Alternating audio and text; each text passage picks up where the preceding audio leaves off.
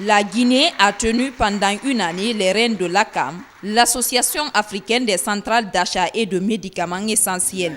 Sa gestion à la tête de cette institution de régulation de la chaîne d'approvisionnement et de gestion des produits pharmaceutiques qui regroupe 22 membres laisse des traces élogieuses. À Abidjan, dans la capitale ivoirienne, le président de l'ACAM pour l'exercice 2017 présente le tableau de bord de son mandat. L'un de nos objectifs majeurs pour cet exercice 2017 était l'obtention d'un accord de siège avec le gouvernement de Burkina Faso.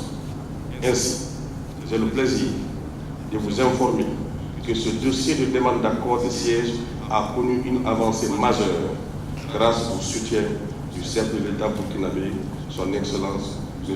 Marc Christian Cabri, qui nous a reçus en audience le 24 novembre 2017. Le président de Faso m'a ainsi personnellement rassuré quant à son soutien dans notre démarche de reconnaissance institutionnelle. À ce jour, ce dossier est en très bonne voie de finalisation. Un projet de document d'accord de siège a été finalisé par le secrétariat permanent de l'ACAM et le ministère en charge des Affaires étrangères du Burkina. L'Association africaine des centrales d'achat et de médicaments essentiels est mise en place depuis 1996. Chaque année, elle tient son assemblée générale dans l'un des pays membres en vue de faire l'état des lieux en matière de l'offre de médicaments de qualité obtenue par les différentes centrales d'achat pharmaceutiques et de définir de nouveaux plans stratégiques pour corriger les faiblesses. Lors de cette 20e assemblée générale, la présidence de la Guinée est citée en exemple.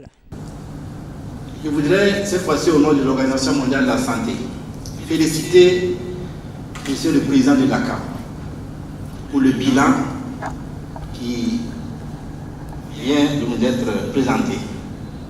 Bilan très éloquent et je retiens que vous siégerez désormais à l'Assemblée mondiale de la santé de l'OMS. Cela est extrêmement important, je voulais vous féliciter pour cela. Vous serez alors dans les délibérations de l'OMS. Vous aurez la parole et vous pourrez exprimer ce que l'ensemble des 22 pays membres de l'ACAM voudraient que vous transmettez à tous les ministres de la Santé du monde entier, parce que l'Assemblée mondiale regroupe tous les ministres de santé des 194 pays membres de l'OMS. Félicitations pour cela. C'est en cela que je voudrais, moi également, vous féliciter, mesdames et messieurs, pour le thème de cette Assemblée générale, le financement des centrales d'achat de médicaments essentiels, ceci pour la réussite des politiques de la couverture sanitaire universelle. Ce thème reste d'actualité dans nos États engagés dans ces mesures de portée hautement sociale.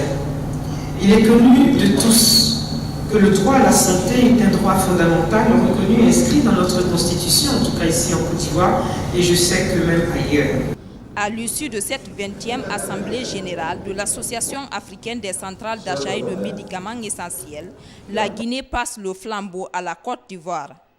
Professeur Ange Désiré Yapi remplace ainsi Dr Moussa Konaté aux commandes de l'ACAM pour l'exercice 2018.